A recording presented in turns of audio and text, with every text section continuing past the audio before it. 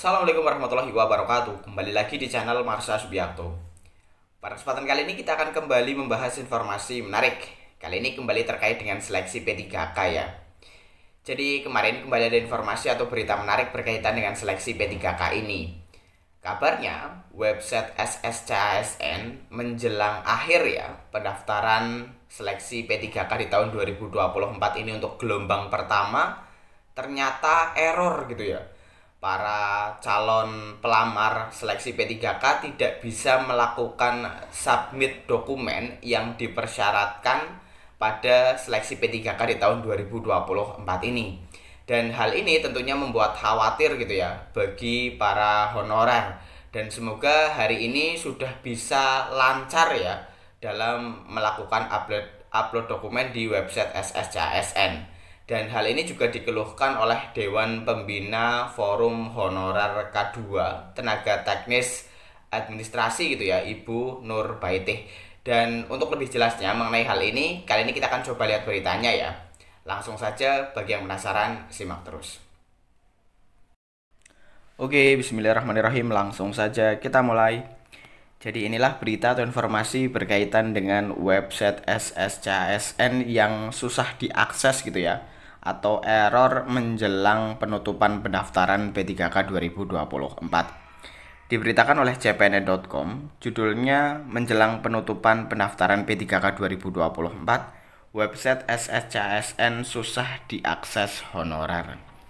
Kita coba bacakan ya.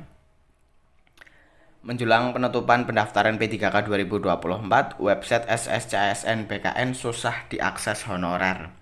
Banyak honorer yang kelimpungan karena tidak bisa mengisi dokumen-dokumen persyaratan pendaftaran P3K 2024. Menjelang penutupan pendaftaran P3K 2024, web SSCASN PKN malah error. Kasihan kawan-kawan honorer tidak bisa mengaksesnya, kata Dewan Pembina Forum Honorer K2 Tenaga Teknis Administrasi Indonesia, Nur Baitih, kepada CPNN Selasa 15 Oktober 2024. Dia mengungkapkan, kesulitan mengakses website PKN baru terjadi sejak pagi hari ini hingga pukul 14.45 WIB. Padahal biasanya lancar-lancar saja. Bunda Nur, sapaan akrab Nur Baitih, mengungkapkan jaringan ngadat juga dirasakan honorer di daerah. Ada yang tinggal memasukkan satu surat keterangan tidak bisa. Begitu juga ada yang rencananya mau melakukan resum hari ini tidak bisa. Saya bantu input untuk satu orang saja, 1 jam belum selesai. Aneh ya, mendekati penutupan malah web error, padahal tinggal memasukkan suket tuturnya.